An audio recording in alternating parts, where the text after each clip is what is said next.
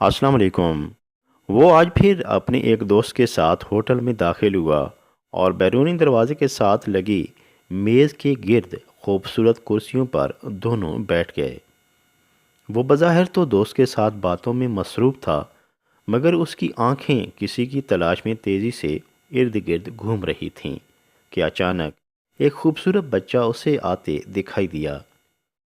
بچے کو دیکھتے ہی اس کے چہرے پر مسکراہٹ پھیل گئی اور دوست کو مخاطب کرتے ہوئے کہنے لگا، یہ ہوٹل پر کام کرنے والا بچہ اتنا بے وقوف ہے کہ میں 500 اور 50 کا نوٹ رکھوں گا تو یہ 50 کا نوٹ ہی اٹھائے گا۔ دوست نے یہ سنتے ہی حیرانگی کا اظہار کیا کہ بھلا یہ کیسے ممکن ہے کہ محنت مزدوری کرنے والا بچہ پیسے کی قدر و قیمت سے ناواقف ہو۔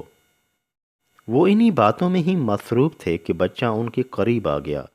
اس نے بچے کو آواز دی اور 2 نوٹ سامنے میز پر رکھتے ہوئے بولا کہ ان میں سے زیادہ پیسوں والا نوٹ اٹھا لو۔ بچے نے آگے بڑھ کر 50 روپے کے نوٹ کی جانب ہاتھ بڑھا دیا اور اٹھا کر فوراً جیب میں ڈال لیا۔ اس صورتحال سے وہ دونوں بہت محظوظ ہوئے اور دیر تک بچے کی بے وقوفی پر ہنستے رہے کہ اس نے 500 کی بجائے 50 کا نوٹ اٹھایا۔ بچے نے ان کی باتوں کا ذرا بھی برا نہ منایا اور واپس اپنے کام میں مصروف ہو گیا۔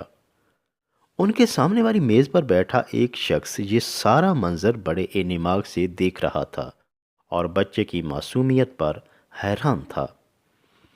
ان دونوں کے جانے کے بعد اس نے بچے کو بلایا اور حیرانگی کے عالم میں پوچھا، تم اتنے بڑے ہو گئے ہو، سارا دن اتنی مشقت کرتے ہو، تمہیں 50 اور 500 کے نوٹ میں فرق معلوم نہیں؟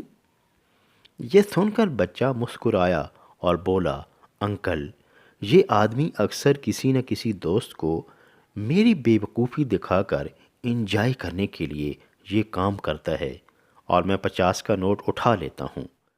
وہ میری اس بے وقوفی پر خوش ہو جاتے ہیں اور مجھے 50 روپے مل جاتے ہیں۔ جس دن میں نے 500 کا نوٹ اٹھا لیا اس دن یہ کھیل بھی ختم ہو جائے گا اور میری آمدنی بھی۔ بچے کا جواب سن کر وہ شخص دنگ رہ گیا کہ بظاہر بے وقوف اور معصوم نظر آنے والا بچہ کس قدر ذہین اور عقل مند ہے۔ عزیز دوستو، یہ زندگی مشکل ضرور ہے، مگر بس اسے گزارنے کا ڈھنگ آنا چاہیے۔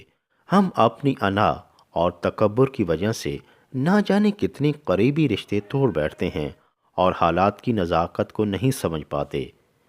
لہٰذا ہر جگہ سمجھدار بننے کی ضرورت نہیں۔ جہاں سمجھدار بننے سے اپنی ہی خوشیاں متاثر ہوتی ہوں، وہاں بے وقوف بن جانا ہی سمجھداری ہے۔ ایک دوسرے کا احترام کیجیے اور ہر طرح کی حالات میں زندگی کو خوبصورت بنانے کا فن سیکھیے۔